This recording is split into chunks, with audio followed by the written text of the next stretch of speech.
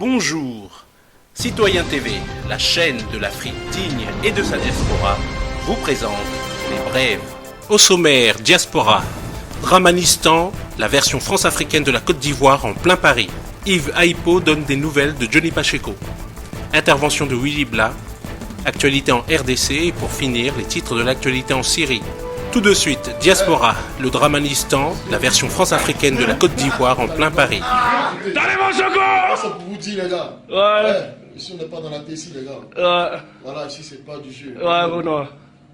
On arrive. Ouais. Voilà. On arrive. Dramanistan, la version France-africaine de la Côte d'Ivoire en plein Paris.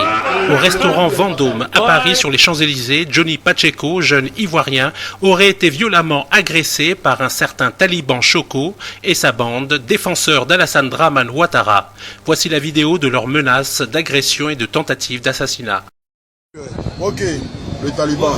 Je suis avec la brigade. L'équipe choc. Voilà. Donc, Et beau tout. ceux qui pensent qu'ils prennent ma tête, moi le Taliban. Venez. Moi c'est le général. Hein? Voilà. Toi là qui fais la bouche, continue là. C'est mort. Nzombo Faustine. Johnny Pacheco, c'est pour toi. Hein? Là, mon gars. Il y a Baptiste aussi qui Si est là. jamais tu es En sur même la temps, salle, tous, on va Albert. comprendre. On vous entend. On est tous là. En léger. On va dégager même pour au Cameroun. En léger. On va dégager. En léger. Ça trop dur là. En léger. On sont là, c'est les guerriers. En léger. La montagne des Chines. C'est la montagne. Ouais, exactement. Ça c'est la fin mon gars. Ça c'est la fin. C'est le général Kazongoli. Bon. Il a emmené là tout. Bon. Les grenades, il a tout. Il a le Bon. Pentagone. C'est la Camorra. Sans contrôle depuis Paris. Bon. Allez, CDI. Bon. Voilà.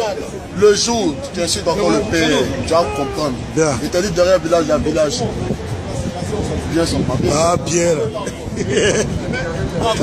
Il y a un feuille. Voilà, tout ça. Voilà. Ici, ça se passe. Bon. Ici, ça se passe. En léger. Est-ce un faux soir, ça se passe ici. Ouais, tout se passe bien. Là, le Brazza, on part là-bas. Après, on va prendre les photos. En léger. Voilà, t'as vu? Elle est rentrée en léger. Voilà. Donc, voilà, c'est comme ça. Merci. En léger. Fils de pute, là.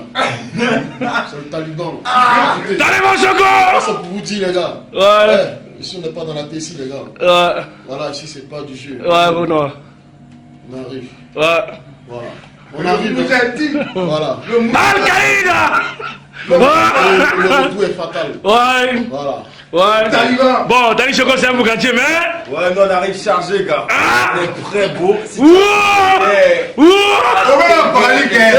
Pointez ça sur moi, pointez ça sur moi. Roté. Il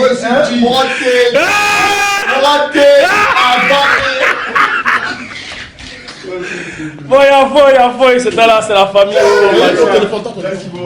Non, c'est la fouille, t'inquiète. Non, ça fait plaisir. Merci, les gars.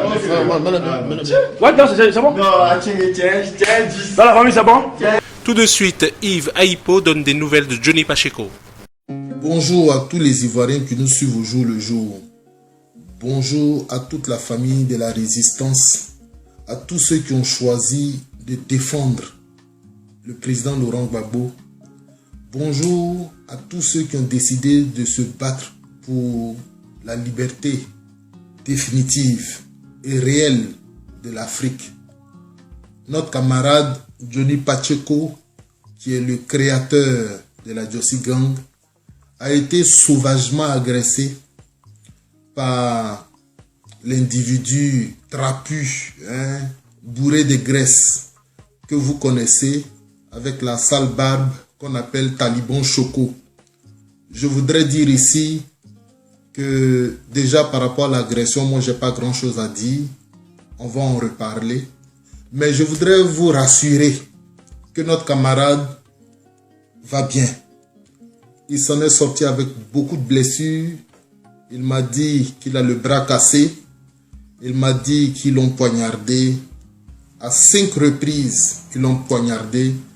mais qu'en ce moment, il est à l'hôpital, ils sont en train de coudre et tout. Ça ira. Je fais cette vidéo pour rassurer tous les Ivoiriens, parce que nous tous, on a eu le cœur qui battait. Nous tous, nous étions très inquiets. Dieu merci, quand j'ai entendu sa voix, ça a été un ouf de soulagement. Je voudrais dire ici que nous sommes dans la vérité. C'est parce que nous sommes dans la vérité que nous subissons ça. C'est parce que Jésus-Christ était dans la vérité qu'il a subi ce qu'il a subi. C'est parce que Laurent Gbagbo est dans la vérité qu'il est là où il est. Simone Gbagbo est dans la vérité. C'est pour ça qu'elle est là où elle est. Blé Goudé est dans la vérité. Alors, Johnny Pacheco est dans la vérité. Nous sommes dans la vérité. C'est pour ça que nous subissons toutes ces tortures, tous ces malheurs. Mais le jour viendra. Le jour viendra où nous serons libérés. Le jour viendra. Alors, Ivoirien, Ivoirienne, moi je vais m'arrêter là. Il est 4 h du matin, je vais aller dormir. Mais je tenais à vous lancer ce message. Je demande à tous les Ivoiriens qui sont en France, qui peuvent aller à un commissariat pour porter plainte avec vidéo à l'appui, parce que ce monsieur a menacé et il a mis ses menaces à exécution. Donc il va croupir en prison. Hein? On n'a pas besoin d'aller le tuer. Bon, ça on va discuter après. On n'a pas besoin de faire tout ça, hein, moi en mon sens. Mais j'estime qu'il doit croupir en prison. Et on va mettre tous les dispositifs juridiques en place pour qu'il croupisse en prison. Ivoirien, Ivoirienne, je suis fatigué. Je vais vous laisser, on en reparlera. Mais ils vont bien. Je voudrais donner quelques petits détails des choses qu'il m'a racontées. Il était avec Boni de RAS. Il était avec le frère Guide, dessin animé, etc. Et ils ont été agressés. Les autres vont bien. C'est Johnny qui était leur cible. Voilà. Ils ont juste pompé des bombes lacrymogènes dans les yeux de Boni et les autres pour qu'ils ne puissent pas défendre Johnny. Mais soyez serein. Johnny est serein. Je l'ai entendu, il est serein. Voilà. Et c'est un monsieur au grand cœur. Et quand je dis grand cœur, je ne parle pas seulement de générosité, mais je parle aussi de cœur de lion. Parce que lui, tout seul, contre au moins 18 personnes, Johnny s'est défendu. Johnny n'a pas perdu la vie. Johnny continue de parler. Et nous, on est avec lui. I love Josie Gang. I love Johnny Pacheco. I love la résistance. Le combat continue. Tout de suite, intervention de Willy Bla. Willy Bla, dernièrement, vous étiez dans les rues de Paris, le week-end dernier, évidemment. Et vous avez été, selon des rumeurs, a été attaqué par des militants du RDR. Le RDR vient de produire un communiqué pour dire qu'il ne se reconnaît pas dans ces attaques dont vous avez été l'objet. Qu'est-ce qui s'est passé réellement? Certains de vos détracteurs estiment que ce sont plutôt vos adversaires au niveau du CRI panafricain, bis à gauche, à droite, qui vous ont attaqué. Quelle est la part de vérité dans tout ça? Oh, je ne suis pas Madame Soleil, je ne saurais dire la vérité. Ce que je sais, c'est qu'à Abidjan aujourd'hui sévit un phénomène dit des microbes. Et vous avez tout à fait raison. Au-delà de l'aspect politique dont nous parlons, le problème d'Alassane Ouattara, de FRCI, les forces rebelles de Côte d'Ivoire, et leur supplétif d'Ozo est un vrai problème de salubrité politique. Parce que j'aime bien ce terme de Raymond Barre quand il parle de microcosme et de macrocosme. Ce qui se passe à Abidjan se passe à Paris. Et si les microbes sévissent à Abidjan, les mêmes microbes ici sont à Paris, se réclamant du RDR. Je ne veux pas faire l'insulte à ce parti politique.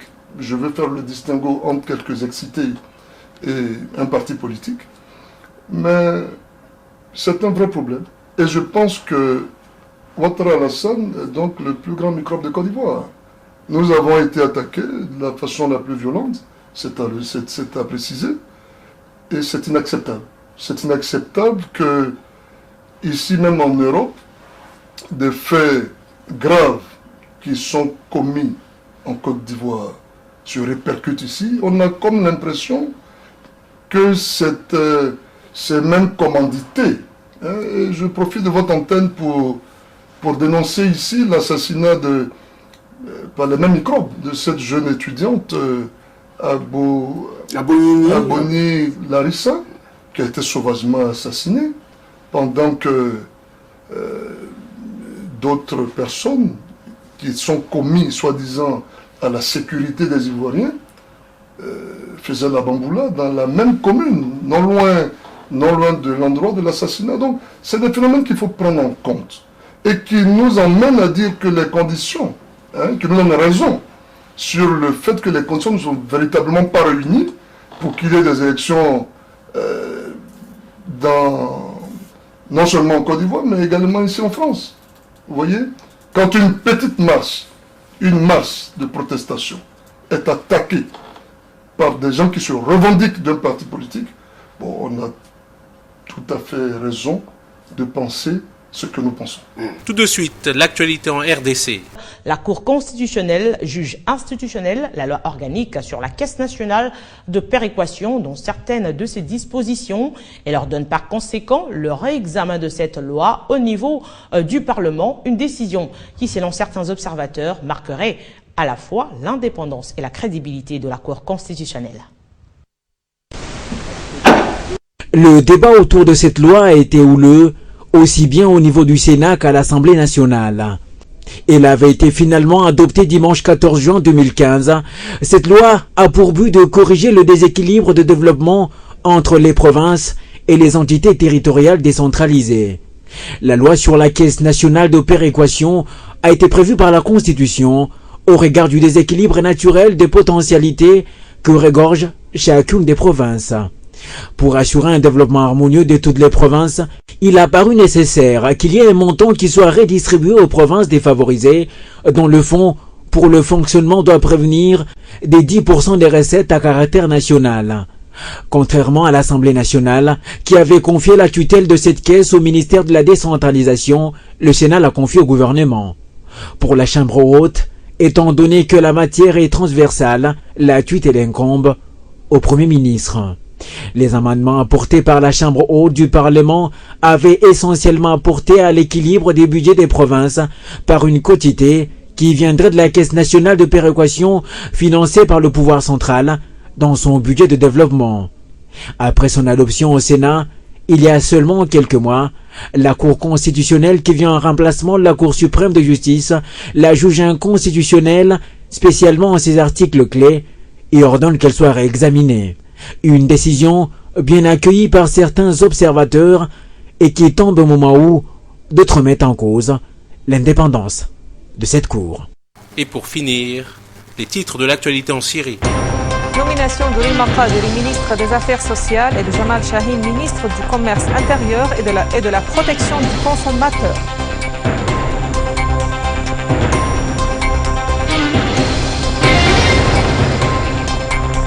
Az-Zabadani est presque sous la domination de l'armée et destruction des caches des terroristes à Palmyre et dans d'autres gouvernorats.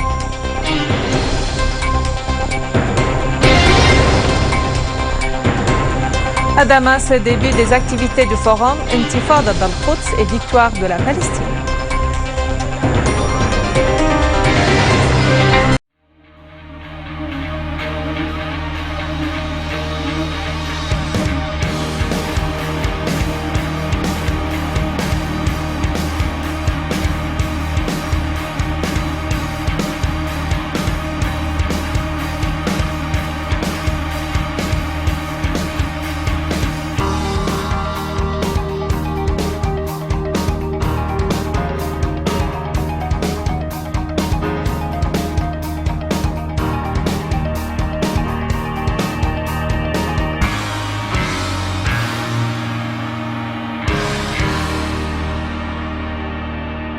Citoyen TV, la chaîne de l'Afrique digne et de sa diaspora, vous a présenté Les Brèves.